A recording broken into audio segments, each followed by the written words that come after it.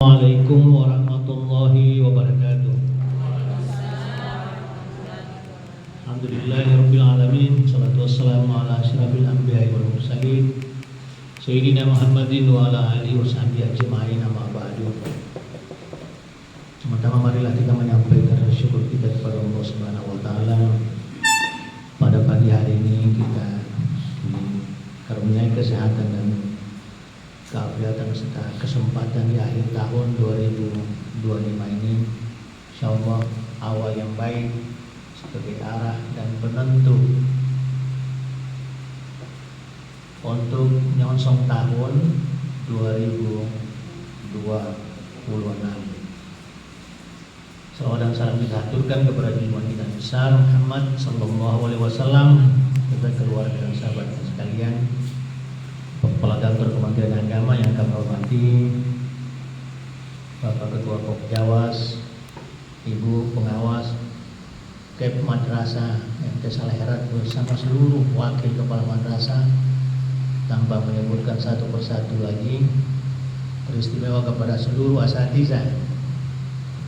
Kalau di Al-Herat ini lebih familiar Ustadz dan Ustazah. Ini karena Ustadz dan Ustazah itu lebih dekat dalam suasana di lingkungan kompleks Al-Herat dan di luarnya. Kita bersyukur ada kegiatan Bintek implementasi kurikulum.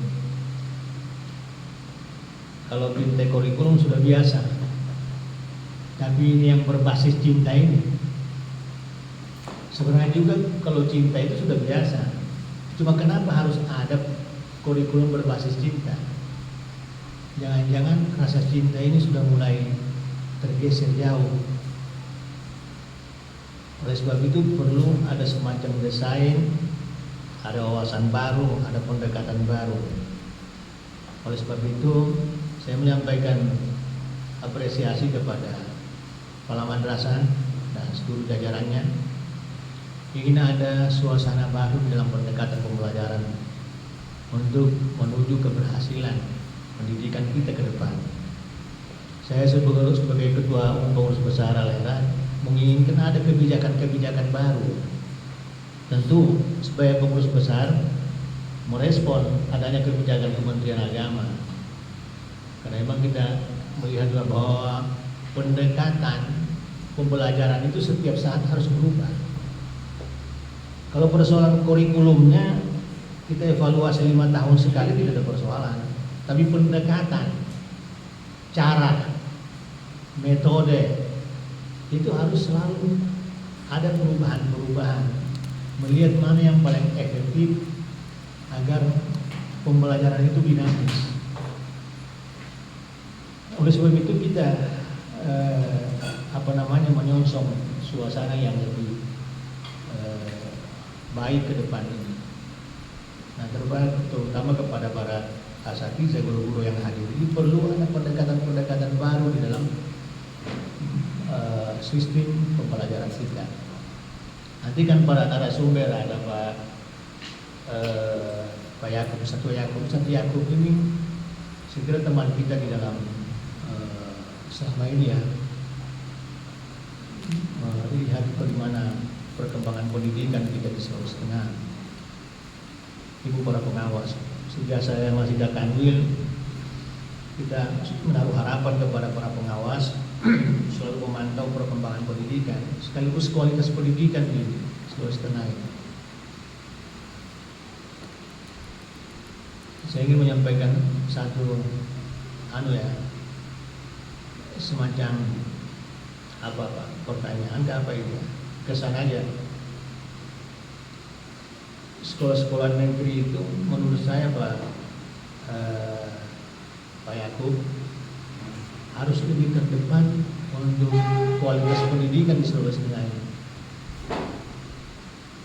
sekaligus mampu mengangkat tingkat mutu dan kualitas pendidikan madrasah yang ada di lingkungan Kementerian Agama. Saya itu waktu jadi Dakanwil ingin sebenarnya ada keberlanjutan setelah ada titik-titik pemutuan pada waktu itu Pak Yakub. Saya penasaran juga dengan Al-Azhar itu. Al-Azhar yang tadinya sekolah kok sekarang juga sudah menyerempet ke madrasah. Tapi kok madrasah-madrasah negeri dan madrasah swasta yang ada di belakangnya itu kok tidak bisa minimal menyaingi Al-Azhar itu. Sebenarnya ini ada apa ini Pak Ketua Pemjawas? Kalau sistem pembelajaran di pesantren itu, satu pesantren yang sudah berkualitas harus mampu memberkahi pesantren-pesantren yang ada di sekitarnya. Tapi Al-Azhar ini kan dia hanya hebat sendiri kan. Yang ada di sekitarnya itu kan tidak diberkahi. Bahkan kalau perlu Al-Azhar itu mestinya harus menjadi fasilitator untuk keberhasilan sekolah madrasah dan madrasah yang ada di sekitarnya mestinya. Dan itu kelihatannya tidak terjadi Pak Yakub. Ini saya perlu menyampaikan kritisi terhadap apakah tidak ada kerjasama atau apa. Coba diundang mungkin pimpinannya itu di dalam, ini Pak Kadep, diundang di dalam setiap bintek-bintek begini. Apa sih kiat-kiatnya untuk memajukan pendidikan ini? Gitu kan? Jadi dalam persaingan ini juga, persaingan itu menjadi bagus kan. Jadi tidak cegat-mencegat, tidak di dalam persaingan, gitu kan? Nah, saya kira ini kalau ada rasa cinta itu yang tumbuh lebih untuk kualitas pendidikan di Sulawesi Tengah, saya kira ada rasa kebersamaan kita untuk memajukan keseluruhan. Nah, saya kira teman-teman Pak Kadep Kota, ini masukan saya kira dari kami di Al-Herad. Nah, oleh sebab itu beberapa minggu lalu pengurus besar Al-Herad itu mencoba untuk menyusun kembali kurikulum Al-Herad. Jadi kurikulum Al-Herad ini untuk memastikan arah kemana tujuan pendidikan ini dan bagaimana kualitas pendidikan yang kita harapkan. 2026 ini sebenarnya harus memiliki resolusi yang jelas terhadap arah pendidikan dan kualitas pendidikan kita. Kita sudah menentukan visi ya pendidikan Al-Herad menuju Al-Herad yang maju dan berdaya saing, menuju pendidikan yang maju dan berdaya saing. Berarti infrastruktur pendidikan kita harus bagus, kemudian strategi pendidikan kita harus bagus, tenaga kependidikan kita harus berkualitas, ya, kurikulum kita juga harus direncanakan dengan baik. Oleh sebab itu dalam waktu dekat ini akan ada lagi bintek untuk implementasi kurikulum Al-Herad. Nah, sebenarnya kurikulum Al-Herad itu intinya sebenarnya antara lain adanya pendekatan pembelajarannya. Bagaimanapun hebatnya sebuah kurikulum yang disusun dengan tujuan, isi, sasaran dan tujuan yang padat, yang hebat, luar biasa, tetapi kalau sistem yang kita tidak miliki, guru-guru dan ustadznya tidak memiliki kemampuan di dalam sistem pembelajarannya, tidak memiliki metode yang baik, itu juga tidak akan mampu kita sampai kepada maju dan berkualitas dan berdaya saing, maju, berkualitas dan berdaya saing. Nah, ini yang harus menjadi resolusi kita ke depan ini.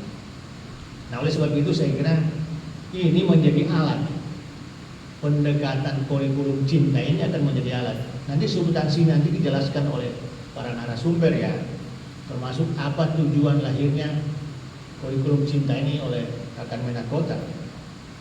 Bagaimana isinya? Mungkin kita tidak akan mengganti mata pelajaran. Kita tidak akan membuat kurikulum baru. Saya kira kalau saya mau membaca isi kurikulum cinta itu sudah ada dari sononya di kita ini. Bagaimana sayang dan cinta kepada Allah Subhanahu wa taala dan Rasulnya, bagaimana cinta kepada diri kita, bagaimana membangun cinta antara sesama, bagaimana membangun cinta terhadap lingkungan, bagaimana membangun rasa cinta kepada negara kesatuan Republik Indonesia ini, saya kira itu substansinya kan. Nah, Bapak Ibu sekalian, sebenarnya pendekatan suka dan cinta ini dalam pendekatan belajar kita sudah banyak kita ditirukan oleh guru-guru kita sebelumnya. Saya ingat betul ustaz-ustaz kita yang lama, yang dulu ya, sejak Habib Idrus bin Salim Al-Jufri.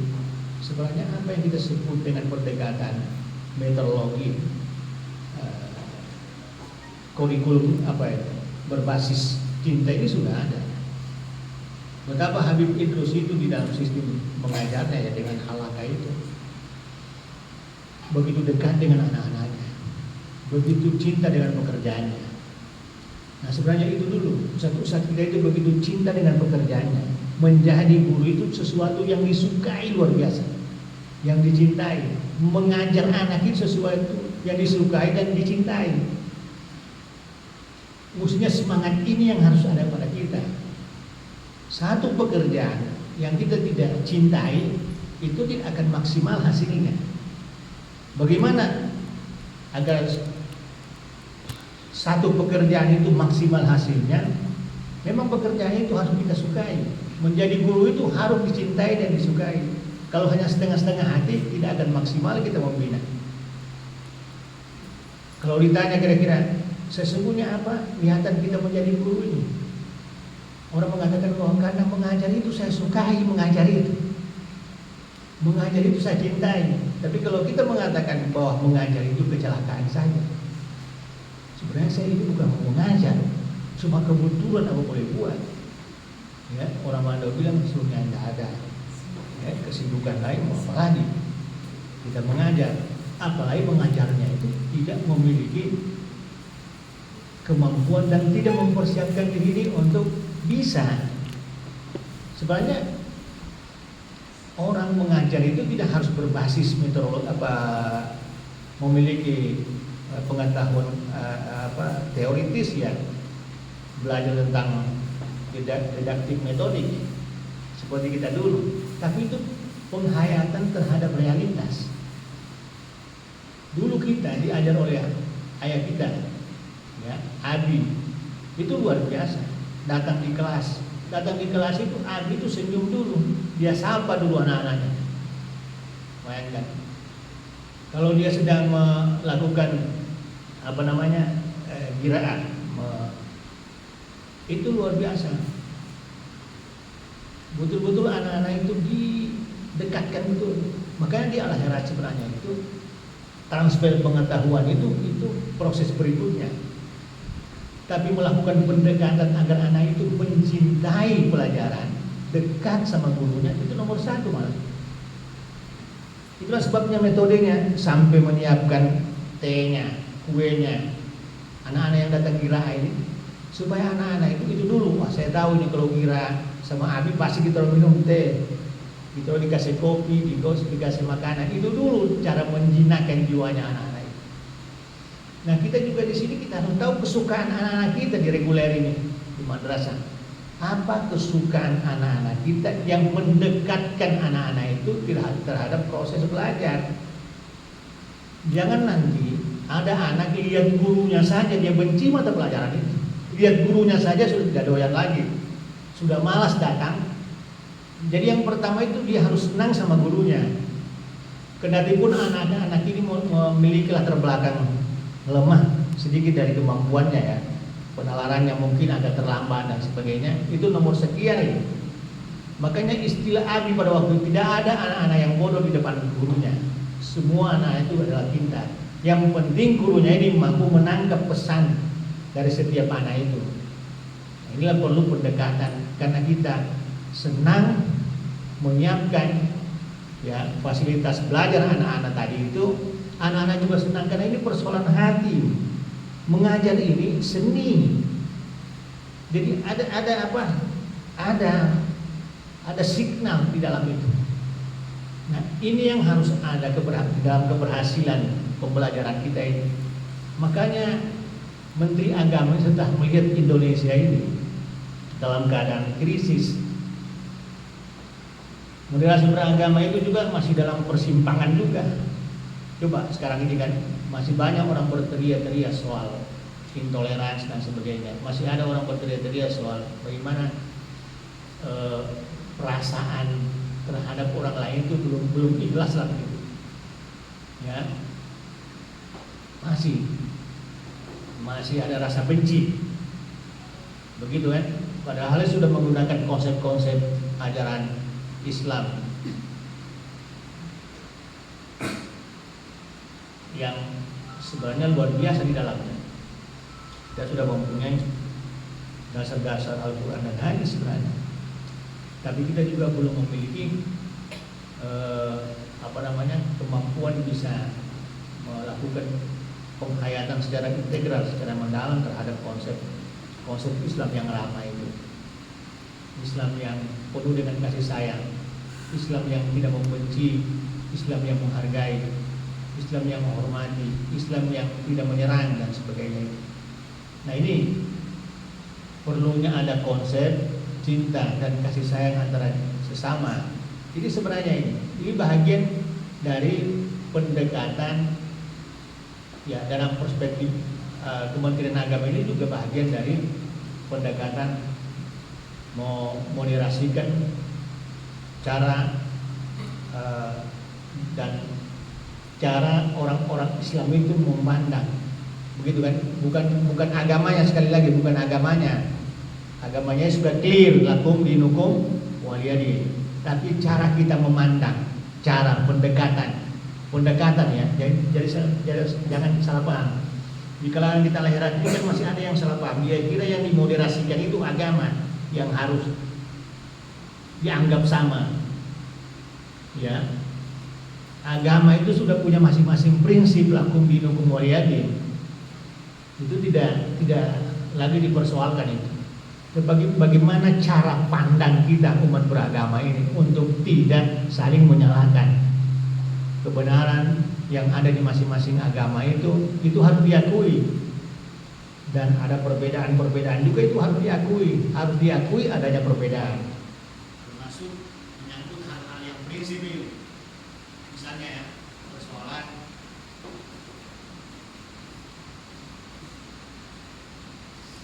bapak suara saya ini kan masih boleh tak tapi. Jadi itu harapan kita sekali lagi ya. Kalau saya melihat tujuan niatan Menteri Agama, karena Menteri Agama melihat ada hal-hal yang semakin jauh dari kebiasaan kita, dari tradisi kita. Nah, oleh sebab itu saya kira ini bagus. Ini sebenarnya untuk menumbuhkan gairah, semangat, adanya rasa cinta yang tumbuh di dalam setiap prinsip-prinsip pembelajaran di madrasah maupun di sekolah, dan ini kita jadikan bahagian yang sangat integral ya di dalam sistem pembelajaran kita. Kalau saya melihat definisi kurikulum di Undang-Undang Nomor 20 di pasal 1 ayat 9 itu, saya kira di situ jelas kita tidak ingin melakukan perubahan kurikulum yang sudah ada. Bahkan kurikulum-kurikulum yang setiap saat mengalami perubahan-perubahan itu tetap berjalan. Ini terakhir ini kan kurikulum merdeka ya. Ada yang satu lagi yang Mendiknas punya apa itu? Kurikulum 13. Learning pendekatan learning. Deep learning. Ini tidak ada hal-hal yang bertentangan di sini. Semua akan berjalan. Nanti akan dijelaskan oleh para narasumber. Maksud saya sampaikan begini, jangan seperti ada beban sama kita. Ini kok kurikulum lain apa sesungguhnya? Ini tidak ada. Sudah saya katakan tadi, ini hanya istilah ini kurikulum cinta ini. Sebenarnya kita tidak akan bicara lagi bahan pembelajaran, bukan. Sudah ada semua itu. Isi, ya, rencana, bahkan tujuan yang ada di dalam kurikulum nasional kita Itu yang berjalan sekarang. Sekali lagi, ini hanya pendekatan di dalam sistem pembelajaran kita. Kita ingin guru-guru kita itu memiliki kemampuan yang dasar ya, bahwa kalau guru-guru itu memiliki rasa cinta yang tinggi, kira-kira itu ya,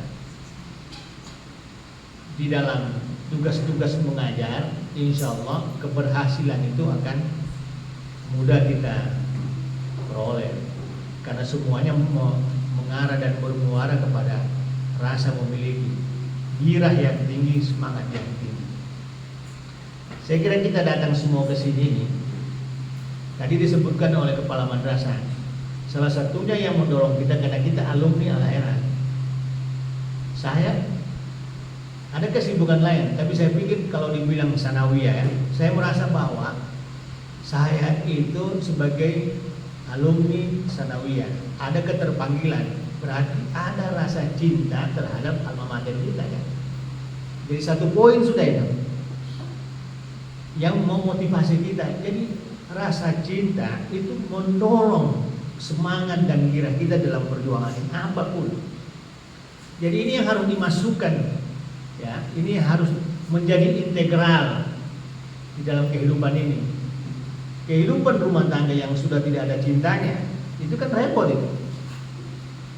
Yang agak kurang-kurang sedikit cintanya itu kan ada gangguan tidak? Ada gangguan kan?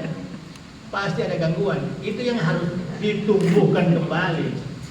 Jadi apa yang dibangun dari awal, yang tujuan rumah tangga itu akan terganggu karena apa? Rasa cinta itu juga mulai berkurang. Kita tidak tahu kenapa dia berkurang. Tentu ada gesekan-gesekan ini. Kenapa dia berkurang? Ada gangguan-gangguan. Nah ini menarik ini kalau sudah bicara soal cinta di dalam keseharian kita kan. Nanti narasumber lah yang akan menceritakan itu. Tapi itu contoh dari kehidupan. Bahwa di situ ada pembelajaran hidup ya dari kehidupan ini. Jadi karena pendidikan ini adalah proses panjang, proses yang berkesinambungan, yang tidak boleh bosan. Bayangkan nih, mengajar ini adalah proses yang kontinu, yang terus menerus. Bayangkan kalau kita bosan mengajar, apa yang terjadi? Berarti kita sudah tidak mencintai pekerjaan kita. Jadi mestinya setiap saat itu harus tumbuh rasa semangat, gairah untuk mengajar itu karena kita cinta tugas kita itu. Itu yang harus tumbuh. Itulah yang menggairahkan kita. Nah, orang kalau sudah rasa cintanya tinggi, variabel-variabel lain itu nomor sekian. Karena dia mendahulukan tadi komitmen moralnya, cintanya itu yang tinggi. Apapun keadaan rumah tangga itu juga akan lebih kokoh, kuat. Karena apa? Yang dia pikirkan, jangan saya tetap ya, cinta walaupun ada gangguan misalnya. Apa harus dijaga? Misalnya variabel anak, ya, variabel macam-macam yang menjadi pertimbangan kita itu tidak gampang dan sebagainya. Kehidupan di luar sana itu memang kita anggap adalah kehidupan yang harus kita lawan karena di situ banyak tantangannya. Karena kita jaga ya keutuhannya, kita pertahankan dia, berarti rasa cinta itu tetap akan terus ada. Jadi saya kira Bapak Ibu sekalian, khususnya kepada para guru, para asatidzah, BIMTEK ini BIMTEK implementasi. Jadi bagaimana mengajarkan pendekatan ini di dalam sistem kurikulum kita yang sudah ada. Sehingga ibu-ibu jangan berpikir, apa lagi, sekali lagi, apa lagi. Nah ini hanya pendekatan. Nah oleh sebab itu mudah-mudahan kurikulum berbasis cinta. Semua ya pendekatan mengajar kita sudah ada dasar cintanya yang tinggi. Jadi target-target itu insya Allah akan berhasil. Kalau kita bicara soal mutu, luaran kita, semua itu akan kita capai karena kita sudah memiliki semangat yang tinggi. Saya kira tugas saya menyampaikan sambutan pada kesempatan ini, memberi himbauan kepada kita semua, khususnya kepada asatidzah, guru-guru ada di lingkungan Al-Khairat. Kita tetap semangat. Insyaallah 2026 ini akan lebih baik lagi. Kita ingin madrasah-madrasah kita ini tidak boleh ketinggalan dengan madrasah-madrasah yang lain. Kita ingin anak-anak kita ingin tahun depan ini yang tinggal berapa hari, guru-guru kita dalam suasana yang lebih semangat lagi, insyaallah. Nah, karena kita sudah mendahului dengan sebuah pendekatan, tadi kita telah mewarisi semangat yang baik ya di awal tahun, dan di menyosong awal tahun dan di akhir tahun. Saya menyampaikan terima kasih atas kehadiran kita semua. Moga-moga wawasan baru, semangat baru, keterampilan baru menjadi karakter, menjadi kekhasan kita. Memulai di tahun 2026 ini lebih baik lagi, insyaallah. Sekali lagi terima kasih kepada seluruh narasumber, kepala madrasah, pengawas, akan menaik ada di kompleks Al-Khairat ini. Semoga kegiatan ini insyaallah akan memberi manfaat dan memberikan keberkahan untuk kita semua, terutama kepada anak-anak didik kita, insyaallah. Semoga Allah Subhanahu wa taala senantiasa akan memberikan bimbingan, memberikan hidayah, memberikan taufik kepada kita sekalian. Terima kasih. Allahumma musta'an. Assalamualaikum warahmatullahi wabarakatuh. Selanjutnya saya mengajak kita semua membuka acara ini bersama-sama, membaca basmalah. Bismillahirrahmanirrahim. Terkait kegiatan Bintek Kurikulum Berbasis Cinta, kita yang akan mulai. Assalamualaikum.